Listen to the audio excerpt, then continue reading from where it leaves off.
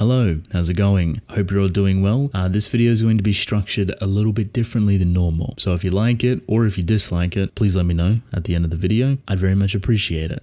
Humanity, humans, civilians, they're all banding together to fight chainsawman. Any version of chainsawman they find, they're gonna burn them. Basically, they think that this is divine retribution for ignoring the prophecy, and that this one person here is trying to rally everyone around him into like this massive hate mob to be the voice of God, and together they'll burn the chainsawman army to ashes. Real kind of heroic work, you know what I mean? While this hate mob is forming and getting bigger and bigger, listening over is Fumiko, Denji, and Nayuta. Fumiko is kind of in a weird position because she wants to protect Denji. Denji recognizes that this is an emergency, but he can turn into chainsawman at any moment, no biggie. Fumiko does not want this. This will bring more attention to chainsawman, they'll chase him to the end of the earth type beat. She will protect both of them. Nayuta chimes in. She doesn't like this. She will be the one to protect both of them because she's stronger. But Fumiko asks if she can kill humans. Nayuta's response, very sarcastic. Of course she can kill humans. They're super weak compared to devils. And this prompts this cute little teaching method on how Nayuta has been learning a lot of information, and it's through educational TV, which is a nice little callback to him learning about stuff through educational TV in part 1. Their focus shifts, however. Denji's worried about the apartment, Nayuta's worried about the pets. They have to go home. But Fumiko does not want this. It's not safe, the people are going to be staked at his house, it's not a viable option. She threatens Denji and Nayuta, saying that she will not let them go, and that public safety has a facility that she can shelter them in. Nayuta doesn't like this. She attacks Fumiko, but she was able to dodge it pretty easily, but it hits the grandmother behind her. So Fumiko is getting choked out by this random woman that Nayuta is now controlling. The way Denji stops this, however, because he doesn't want to see this go down, is that he starts to tickle Nayuta. It's very cute, a wholesome moment, even though it's, someone's partially dying, and this stops her ability from being active. Denji tells Fumiko to run, get out of there, Nayuta's gonna kill you if you do not leave. And you can see the distress on both of their face when they lock eyes with each other, but she decides to take off, that it's gonna be best for them. And this leaves Denji and Nayuta together, and it's a little bit weird. Leave a like and subscribe right now, please. Denji seems oddly kind of off about the whole situation. This is where we get Nayuta's perspective on humans, basically saying that it's human nature, it's fine for devils to kill all living things, and that it feels good to hurt people. She even goes a step further and asks if Denji wants to join the devil's side. And the way she kind of justifies this, human culture's fun, but it's very suffocating, and that they can get basically whatever they want if they rule over humans. Denji says, well, what about your friends? Nayuta doesn't care. But Denji thinks of someone, the one person that pops up in his mind, Asa Mitaka, and Nayuta calls him out on this. Why is that loser so important to you? She just does not understand. It's because they kissed. Denji has kissed a bunch of times before, but they've all went horribly wrong. The time with Asa, however, is the one time it didn't. It was perfect. Even though he closed his mouth and didn't really do anything back, in his mind, he didn't get hurt. Nayuta asks, do you like her? And Denji does this cute little gesture,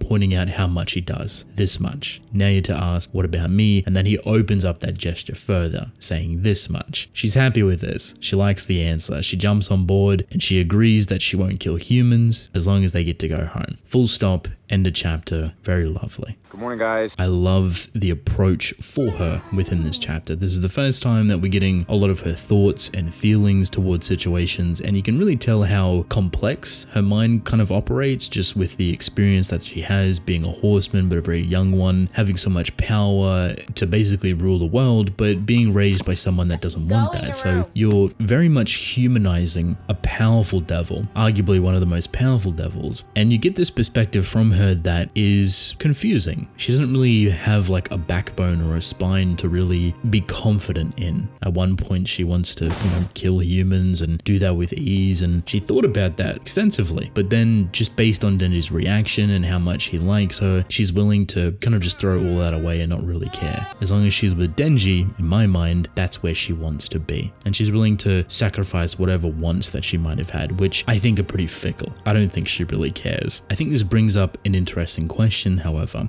how does this transform into the future? The quicker she ages, the older she gets, how much more can she really be controlled by Denji? And I say controlled really lightly because Denji's not manipulating her or trying to do this or do that so she doesn't turn into Makima 2.0, but he's just providing her a life, a home, a big brother, a father figure. It's this really different change of pace that the control devil that we know of, being Makima, never had, but always seeked it. We only know this information because of Pochita. If you can provide her a loving family, a loving home, and keep her protected and safe, the control devil will not spiral into this malicious weapon that humanity can potentially abuse, or something that's going to go on its own warpath because it can. To me, this moment feels like a turning point, like a crossroads within the control devil's progression, mentally and emotionally. She has kind of attached everything to Denji. From her perspective, Denji is the only thing within her life that is consistent, that is kind, that is caring, that is loving, but also someone that is providing. She's not trying to abuse this, but at the same time, she recognizes that he is the focus of her attention, that everything else within the background, that everything else that adds onto it does not matter to her. And I love that it's challenged here. Let's not forget that she is strong, but she's also a child. She's also learning and growing and has all of these things. And I think there's a chance for Denji to really kind of humanize her in a way where she can love her friends and love school and become more open and genuinely integrate into society in a pretty fascinating way, potentially. She already understands the devil side of things. Having all that power and killing all those humans doesn't really mean anything. It feels good, it's fun, it feels like a way of life, like it's natural, but there's a beauty to what Denji is representing, and she's willing to follow that representation, especially when it comes to someone as conflicting as Asa Mitaka. She hates Asa. She threatened to kill Asa before, but seeing Denji happy, seeing Denji like someone is her happiness too, which I think is going to be a make or break situation. If Denji gets hurt, if Denji gets killed, if Denji gets kidnapped or whatever it may be, Nayuta is going to go to war for him, the same way that Denji would go to war for her. I think that's beautiful. I think their relationship is so much more solid after this chapter, and you just have a better understanding of where Nayuta sits.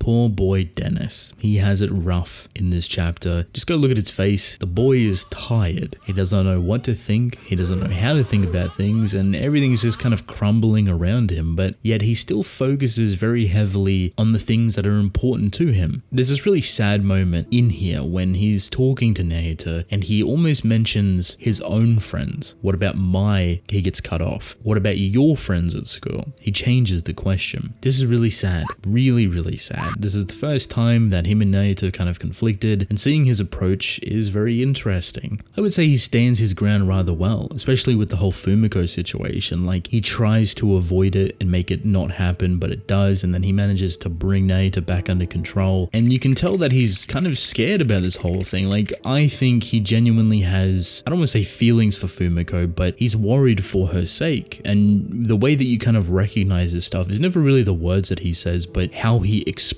it. When he is emotionally very expressive, like desperate or sad or stressed out, you can 100% tell, because he goes back to a neutral expression right after, and it's very blank. I do think he got caught up with Nayuta talking about the reality of devils and how nice it feels to hurt people and how instinctual it is. I think he got lost. I don't think he knew how to handle the situation. He just kind of seemed in disbelief, like this is the daughter that I've kind of raised, which sounds really bad, but at the same time, he potentially could have been blaming himself because he's never given her this type of opinion or mindset or ideology. Like, this is stuff that is technically very much instinctual, probably something that comes from control, and you can see that split between Makima and Nayuta, kind of jumping back and forth. I would assume this is what Denji's scared of, that he's worried that Nayuta would turn into this cold, heartless killer and lose the daughter, little sister that he's had. This isn't just a mission for him anymore. I would argue that at the end of part 1, as soon as he kind of got a hold of Nayuta, it was no longer a mission. He's approached her with genuine kindness for a very long time and been trying to raise her the best way he can. It feels kind of lucky that Asa Mitaka gets brought up, because you see a genuine shock, like a genuine expression that you don't really see all too often. Who would have thought that the kiss that he closed his lips for, that was kind of awkward, that War took over and done it for Asa, that would be the one thing that kind of links him to her. He cherishes that a lot. It's sad, but he doesn't get it often. These small tokens of gratitude and happiness is something that's going to stay with him forever. Seeing him kind of physically manifest how much he likes Asa is really adorable to me. It's really childlike and mostly used to portray it to Nayuta so she understands, but it's just so adorable him trying to figure out the measurements. Like, he does like her a lot, but also makes the future fight they're about to have even scarier. War's getting stronger, a lot stronger, but so is Denji, and at some point they most likely will conflict.